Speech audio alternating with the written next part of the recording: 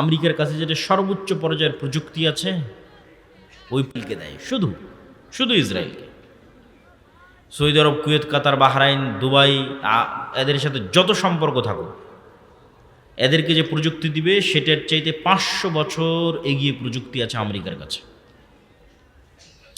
তারপর এদেরকে যেটা দিবে সেটাও টাকার বিনিময়ে বিক্রি করবে, আসল প্রযুক্তি শিখাবে না। কোনো কিছু নষ্ট হয়ে গেলে ঠিক করতে যেতে হবে তাদের কাছে। এটা জ্ঞানের যুদ্ধ। এই জন্য দেখবেন যে ইরানের বড় বড় বিজ্ঞানীদের বাছাই করে করে হত্যা করা হচ্ছে। হামাসের বড় বড় যারা জ্ঞানী নেতা আছে তাদের বাছাই করে হত্যা করা হচ্ছে। উসমান হাদিকেও এই একই কারণে হত্যা করা হয়েছে। কেননা ওর মতো এত জ্ঞান নিয়ে এত উপস্থিত তর্ক বিতর্ক করার মতো কোনো ছাত্র নেতা ছিল না, নাই, এখনো নাই। এই জন্য জ্ঞানকে এবং সৎ সাহসকে বিশ্ব ভয় পায়। জ্ঞান এবং তার সাথে সৎ সাহস। জ্ঞানী অনেক মানুষ হতে পারে, কিন্তু কত জ্ঞানী আছে বিক্রি হয়ে যায় টাকার কাছে। কত জ্ঞানী নেবেন? ব্রেইন ড্রেইন বলে একটা কথা আছে, শিক্ষিত ছেলেরা বুঝতে পারবে যে আমাদের দেশে কত মানুষ, কত মেধাবী সন্তান, যদি আমরা মেধা গুরুত্ব দিই না। আমেরিকা, ইউরোপ তারা তো মেধার মূল্যায়ন বুঝে, তারা মেধার মূল্যায়ন করে, তখন এখান থেকে মেধা চলে যায় আমেরিকায়, মেধা চলে যায় ইউরোপে, ওখানে গিয়ে সেটেল হয়ে যায়। এটাকে বলে ব্রেইন ড্রেইন, মানে মেধা পাচার, টাকা পাচারের মতো মেধা পাচার হয়ে যায়। তাহলে মেধা আছে, কত মেধাবী ছাত্র শিক্ষক নেবেন, কিন্তু বিক্রি, টাকার কাছে বিক্রি। কিন্তু মেধার পরেও থাকবে সৎসাহস, এটি ব্যতিক্রম। সৎসাহস নিয়ে টাকার কাছে বিক্রি না হয়ে সেই মেধাকে কাজে লাগিয়ে দেশ ও জাতির জন্য কিছু করবে, এটা খুবই ব্যতিক্রম। এটা তেমন একটা ঘটে না। এই জন্য আমার সব বক্তব্যে বলেছি যে সর্বপ্রথম লাগবে জ্ঞান এবং শিক্ষা, তারপরে লাগবে সৎ সাহস, সততা, আমানতদারিতা, ন্যায় পরায়ণতা। সব বক্তব্যে বলা আছে যে আজকের মুসলমানদের সবচেয়ে বড় সংকট হচ্ছে, মুসলমানেরা যেহেতু দীর্ঘদিন ব্রিটিশদের গোলাম ছিল, সেহেতু তারা বানু ইসরাইল হয়ে গেছে। বানু ইসরাইল হয়ে যাওয়ার কারণে তারা মিথ্যা, দুর্নীতি, ধোঁকা এগুলোর সাথে যুক্ত হয়ে গেছে। ফলত তাদের মধ্যে নেতৃত্বের ক্রাইটেরিয়া নাই, নেতৃত্বের গুণ নাই। মুহাম্মদ সাল্লাল্লাহু আলাইহি ওয়াসাল্লাম যেই মানদণ্ডে ছিলেন তার ধারে কাছে আমরা নাই। মুহাম্মদ সাল্লাল্লাহু আলাইহি ওয়াসাল্লামের সাহাবীরা যেই মানদণ্ডে ছিলেন তার ধারে কাছে আমরা নাই।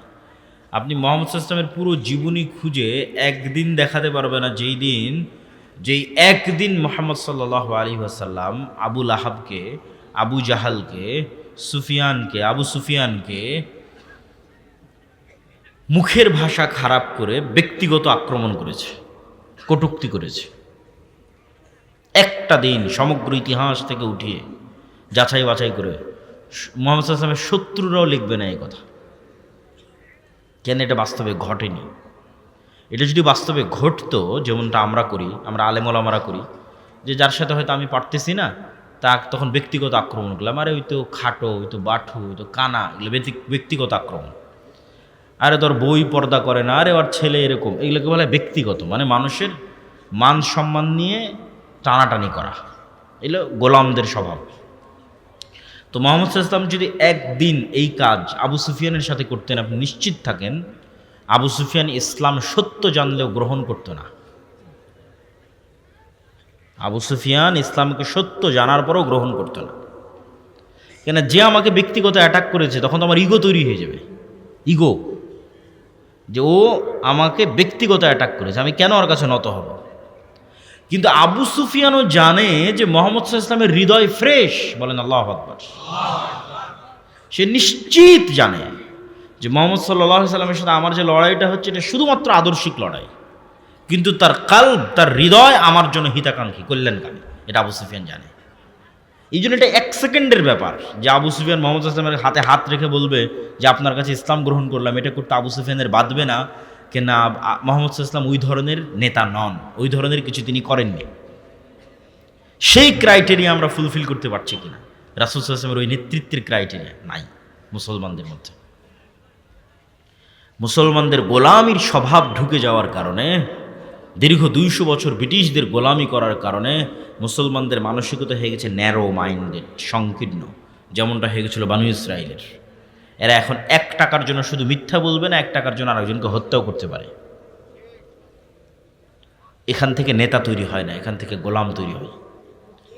এই জন্য আমি আমার বক্তব্যে বলেছি, গণতন্ত্র হচ্ছে গোলাম তৈরির কারখানা। কেন গণতন্ত্র গোলাম তৈরির কারখানা? গণতন্ত্রের যে কালচার, এই পুরো কালচারটা নিম্ন লেভেল থেকে উপর লেভেল পর্যন্ত মিথ্যার ওপর দাঁড়িয়ে আছে। মিথ্যা না বললে আপনি এখানে রাজনীতি করতে পারবেন না। আপনি নিশ্চিত থাকেন নির্বাচন কমিশনে যত এমপি পদপ্রার্থী হলফনামা জমা দিয়েছে তার শতভাগই বলা উচিত, এমনি একটু ইল্লামান রাহিমা রব্বে, এই জন্য 99% বলছি, 99% হলফনামায় মিথ্যা। ওর বাস্তব যা সম্পদ সেটা সে সেখানে দেখায়নি, সেটা সে সেখানে বলেনি। এই পুরো কালচারটা মিথ্যার উপর দাঁড়িয়ে আছে, পুরো কালচারটা। এখন আপনাকে যেহেতু ভোট নিতে হবে, আপনি আর একজনের বিরুদ্ধে যদি না বলেন কেমনে ভোট নেবেন? আর একজনকে যদি ব্যক্তিগত অ্যাটাক না করেন, ছোট না দেখান যে ওই ছোট, ওই নিকৃষ্ট, ওই খারাপ, কেমনে ভোট নেবেন? কিন্তু দেখেন এই বিষয়টাই যে আপনি আর একজনকে ছোট দেখাতে চাচ্ছেন, এটাই তো মানুষকে গোলাম বানাচ্ছে, নেতা বানাচ্ছে না তো। মেন্টালিটিটা গোলাম হয়ে যাচ্ছে, তো মানসিকতা তো গোলাম হয়ে যাচ্ছে। একজন নেতা কিভাবে এরকম হতে পারে? মানে একজন নেতা কিভাবে তার দেশের জনগণের মধ্যে বিভাজন তৈরি করতে পারে? এগুলো বোঝার জন্য, আমি যে কথাগুলো বলছি এগুলো বোঝার জন্য চিন্তা শক্তি লাগবে, ঠান্ডা মাথায় বুঝতে হবে। মুহাম্মদ সাল্লাল্লাহু আলাইহি ওয়াসাল্লাম হুনাইনের যুদ্ধে অনেক গনিমতের মাল পেয়েছিলেন। এই গনিমতের মাল, হুনাইনের যুদ্ধটা হয়েছিল কিন্তু মক্কা বিজয়ের পর। মক্কার মানুষ কেবল মুসলমান হয়েছে, এরা তো এতদিন মুহাম্মদ সাল্লাল্লাহু আলাইহি ওয়াসাল্লামের বিরুদ্ধে যুদ্ধ করত।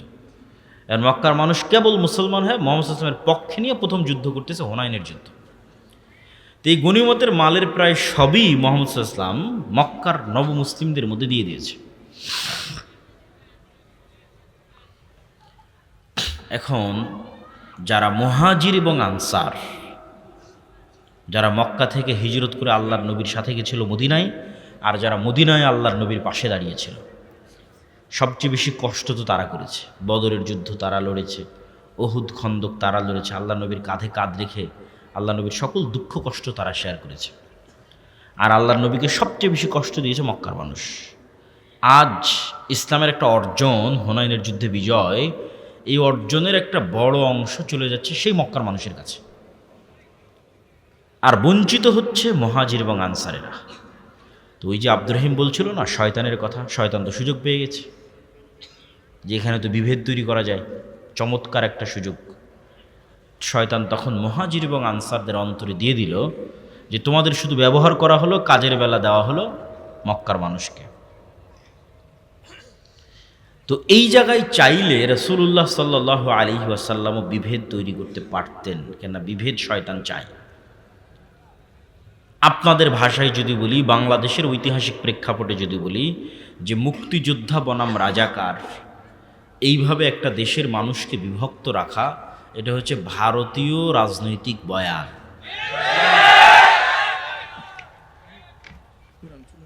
এই যে ভারতীয় রাজনৈতিক বয়ান, এই বয়ানটা আপনি ওই সময়ের প্রেক্ষাপটের সাথে মিলান যে রাসূলুল্লাহ সাল্লাল্লাহু আলাইহি ওয়াসাল্লাম চাইলে ওই সময়ে যে শয়তান যে বিভেদ তৈরি করলো, সেই বিভেদটা কিন্তু চলমান রাখতে পারতেন। কিন্তু তিনি সেই বিভেদটা কিভাবে চাপা দিচ্ছেন দেখেন। তিনি মদিনার মানুষকে ইমোশনালি হিট করলেন। ইমোশনাল ইন্টেলিজেন্স, ইমোশনাল কৌশলে রাসূল সাল্লাল্লাহু আলাইহি সাল্লামের চেয়ে সেরা পৃথিবীতে কেউ নাই।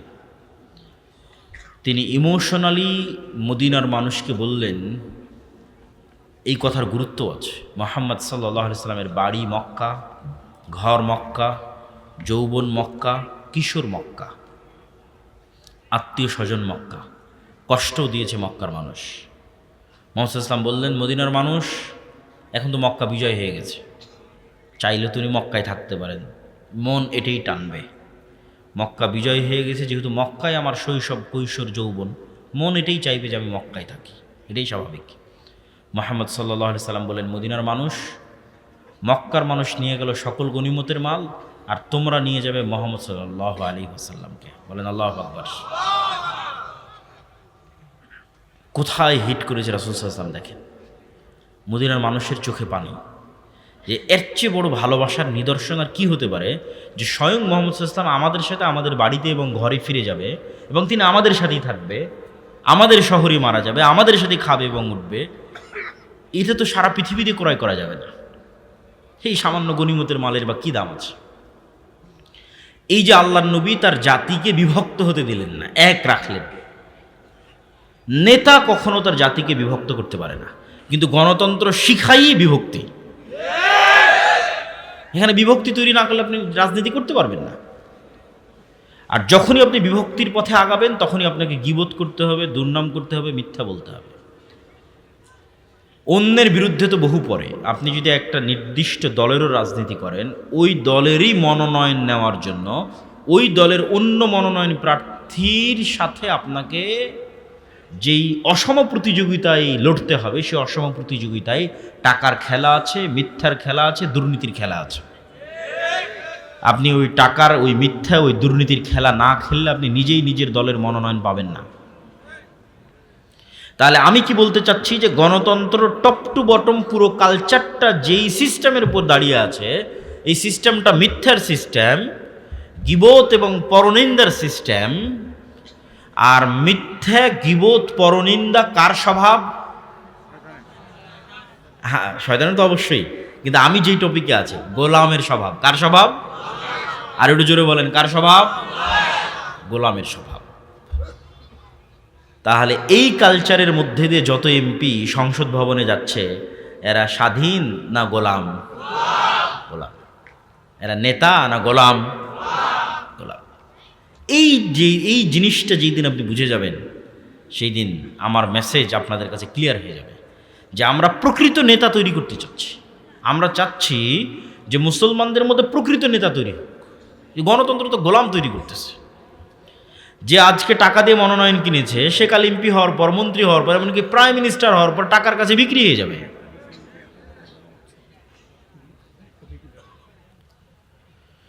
প্রিয় দর্শক ও শ্রোতা, আমাদের পরবর্তী কাজ হচ্ছে ঈমান বিল গায়বে ইয়াকিন এবং পূর্ণাঙ্গ তাওহীদ। পূর্ণাঙ্গ তাওহীদ এবং ঈমান বিল গায়বে ইয়াকিন ছাড়া উম্মতে মুহাম্মাদির মুক্তি নাই। ঈমান বিল গায়ব কি জিনিস, পূর্ণাঙ্গ তাওহীদ কি জিনিস, এটা আপনাকে বুঝতে হবে। ঈমান বিল গায়ব হচ্ছে, আজকে এই মজলিসে ফেরেশতারা উপস্থিত আছে, এটাকে আপনি দেখতে পাচ্ছেন? আমাকে দেখতে পাচ্ছেন? আমার প্রতি যে আপনার এখন আমাকে দেখতে পাচ্ছেন, আমি যে এখানে উপস্থিত হয়েছি, এটার প্রতি আপনার যেই লেভেলের বিশ্বাস, যে হ্যাঁ আব্দুল্লাহ বিন আব্দুর রাজ্জাক উপস্থিত হয়েছে, শেখ আব্দুর রাজ্জাক বিন ইউসুফ উপস্থিত হওয়ার পর আপনার উনি যে উপস্থিত হয়েছে, ওই বিশ্বাসের মাত্রাও এই লেভেলে পৌঁছবে যখন চোখে দেখবেন। ঈমান বিল গায়বে ইয়াকিন মানে এখানে যে ফেরেশতারা উপস্থিত হয়েছে, এটাকে যেই দিন আপনি এইভাবে বিশ্বাস করতে পারবেন, যেমন চোখে দেখা জিনিসকে বিশ্বাস করেন, তথা আমার উপস্থিতিকে এখন যেভাবে বিশ্বাস করতেছেন, এখন আপনাদের সাথে এই মজলিসে ফেরেশতারা আছে, এটাকে যেই দিন ওই একইভাবে বিশ্বাস করতে পারবেন, সেই দিন ঈমান বিল গায়বে ইয়াকিন অর্জন হবে। ঈমান বিল গায়বে কেন ইয়াকিন লাগবে? দেখেন, মূসা আলাইহিস সালাতু ওয়াস সালামের চেয়ে আমরা দুর্বল নই, বানু ইসরাইলের চেয়ে উম্মতে মুহাম্মাদি দুর্বল নয়।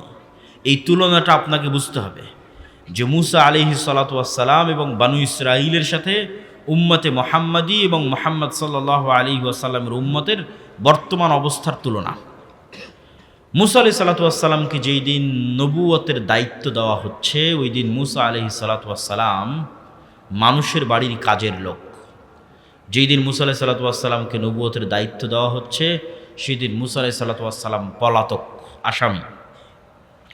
যেই দিন মূসা আলাইহিস সালাতু ওয়াস সালামকে নবুয়তের দায়িত্ব দেওয়া হচ্ছে, সেই দিন মূসা আলাইহিস সালাতু ওয়াস সালামের পরিবার পরিজন, আত্মীয় স্বজন, কোনো কিছুর কোনো নাম ধাম পরিচয় কিছুই নাই।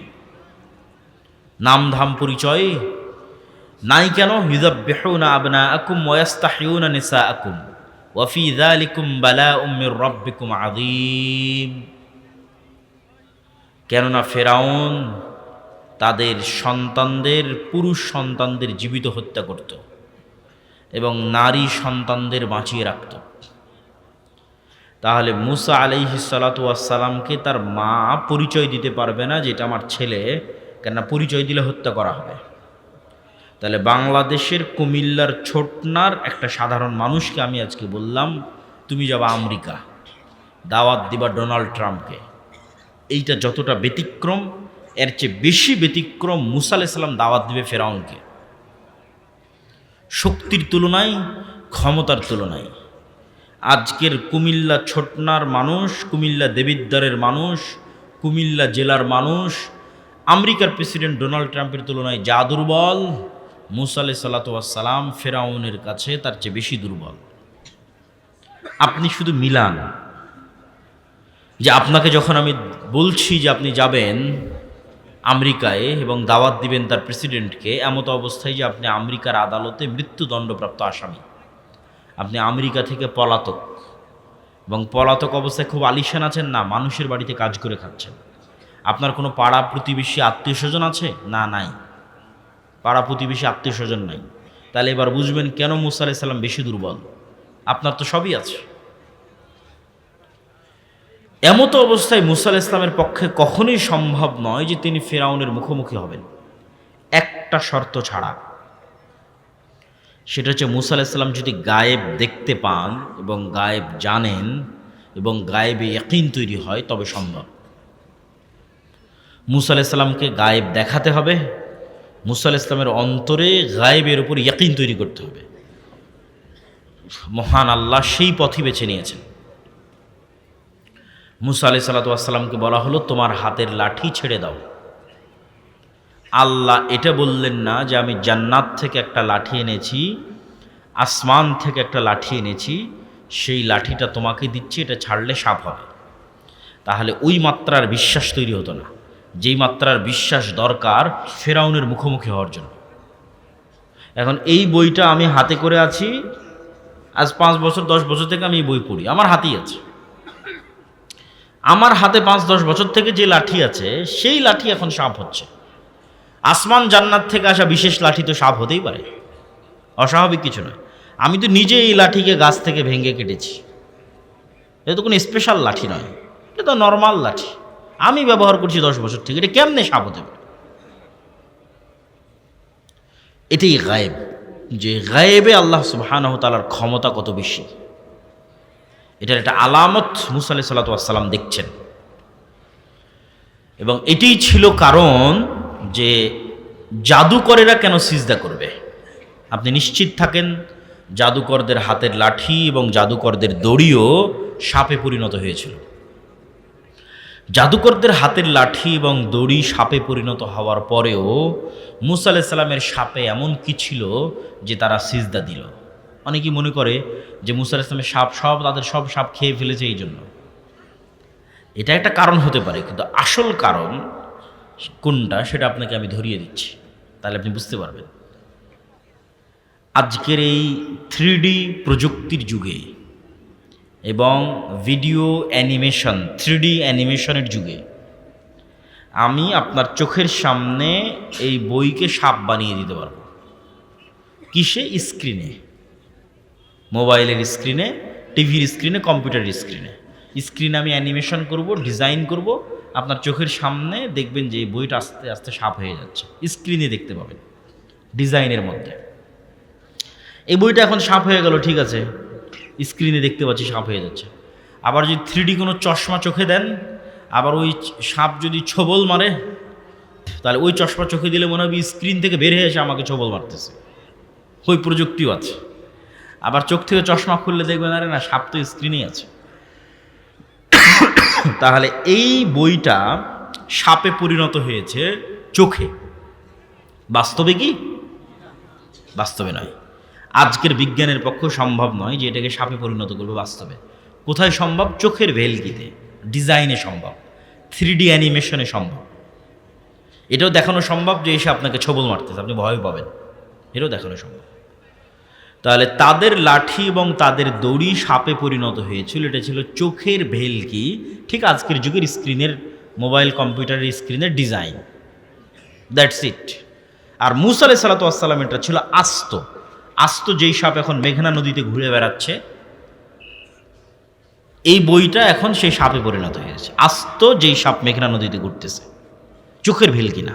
মুসা আলাইহিস সালামের হাতের লাঠি আস্ত জ্যান্ত জীবন্ত সাপে পরিণত হয়েছিল। আর জাদুকরদের লাঠি এবং দড়ি আস্ত জ্যান্ত জীবন্ত সাপে পরিণত হয়নি। আমাদের আজকের যুগের যেমন 3D ডিজাইন, এরকম কোনো এক প্রযুক্তির মাধ্যমে, জাদুকরী কোনো প্রযুক্তির মাধ্যমে চোখের ভেলকিতে মনে হচ্ছিল যেন সাপ। আর মুসা আলাইহিস সালাতু ওয়াস সালামেরটা বাস্তবে সাপে পরিণত হয়ে গেছে, যেটা ওই কালেও অসম্ভব, এই কালেও অসম্ভব। আজকের বিজ্ঞানের এই উন্নত প্রযুক্তির যুগে অসম্ভব, আজ থেকে 5000 বছর আগে অসম্ভব। তো জাদুকরেরা তো জানে যে হ্যাঁ, চোখের ভেলকিতে সাপ হতেই পারে, বাস্তবে সাপ হয়ে গেছে এইটাই তো তাদের বিশ্বাস হয় না। যখন তারা দেখছে মুসা আলাইহিস সালাতু ওয়াস সালামের লাঠি জাদুর সাপ নয়, এটা সত্যি জ্যান্ত জীবন্ত আস্ত সাপে পরিণত হয়ে গেছে, তখন তারা বুঝে গেছে যে এটা কোনো জাদুর শক্তি নয়, এটা কার শক্তি? রব্বুল আলামিনের শক্তি। এই জন্য তারা সিজদায় অবনত হয়েছে। বলছিলাম মুসা আলাইহিস সালামের অন্তরে ইয়াকিন তৈরি হয়ে গেছে যে চোখে যা দেখা যায় তাই সব কিছু নয়। চোখে দেখছি এটাকে লাঠি, এখন তো সাপ হয়ে গেল। এই একটা বিশ্বাস, ইয়াকিনের লেভেলে পৌঁছে যাওয়া, যে আমি চোখে দেখছি ফেরাউন অনেক শক্তিশালী, তার ভয়ে আমি পালিয়ে গেছি, আজ 10 বছর থেকে পলাতক আছি। কিন্তু আল্লাহ যখন তার অন্তরে ইয়াকিন তৈরি করে দিলেন, তখন মুসা আলাইহিস সালাম বুঝলো যে লা হাওলা ওয়ালা কুওয়াতা ইল্লা বিল্লাহ। আল্লাহর শক্তির সামনে ফেরাউনের শক্তি দুর্বল, জিনা। আল্লাহর শক্তির সামনে ফেরাউনের শক্তি জিরো। দুর্বল বললে ঈমান থাকবে না। এখন মিলিয়ে নেন, আল্লাহর শক্তির সামনে আমেরিকা এবং ইসরায়েলের শক্তি যদি বলেন কম, তাহলে এখনো গায়েবে ইয়াকিন তৈরি হয়নি। আল্লাহর শক্তির সামনে আমেরিকা এবং ইসরায়েলের শক্তি কি? জিরো। এটা মুখে বলা না, এটা বাস্তবে যেই দিন বিশ্বাস অর্জন করা যাবে, এটা নাম ঈমান বিল গায়বে ইয়াকিন। এইটার উপর যেই দিন মুসলমানেরা বাস্তবে বিশ্বাস অর্জন করতে পারবে, ওই দিন গোলামি থেকে মুক্তির রাস্তা শুরু। এইটার উপর বাস্তবে ইয়াকিন লাগবে। ঈমান বিল গায়বে ইয়াকিনের মধ্যে আরও একটা জিনিসে ইয়াকিন জরুরি ভিত্তিতে লাগবে, সেটা হচ্ছে পরকাল, জান্নাত। এটা ছাড়া মুসলমানদের বিজয় সম্ভব নয়। আসহাবুল উখদুদের মতো ঈমান পরকালের উপর। আসহাবুল উখদুদের ঘটনা আপনাদের জানা আছে। ওয়ামা নাকামু মিনহুম ইল্লা আন ইউমিনু বিল্লাহিল আজিজিল হামিদ। যে আল্লাহ সুবহানাহু তাআলা বলছেন যে আসহাবুল উখদুদকে আগুনে জ্বালিয়ে দেওয়া হচ্ছে শুধু এই কারণে যে আসহাবুল উখদুদ আল্লাহ সুবহানাহু তাআলার উপর ঈমান রাখত।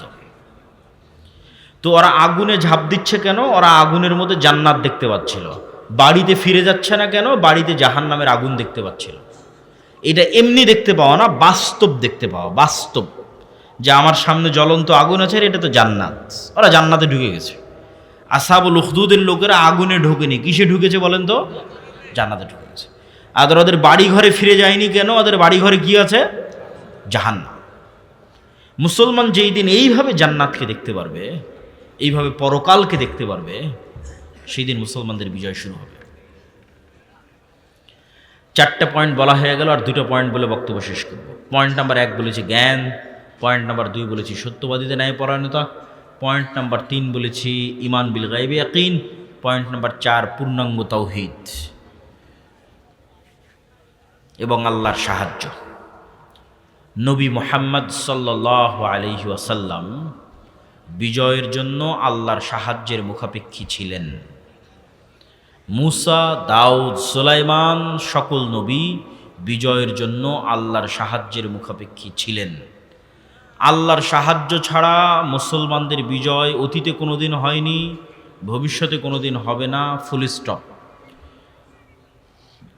এই জন্য আমাকে এবং আপনাকে আগে নিশ্চিত করতে হবে যে আমি আল্লাহর সাহায্য কি পাচ্ছি, আল্লাহর সাহায্য কি আসতেছে, এটা নিশ্চিত করতে হবে। নিশ্চিত করবেন কি দিয়ে?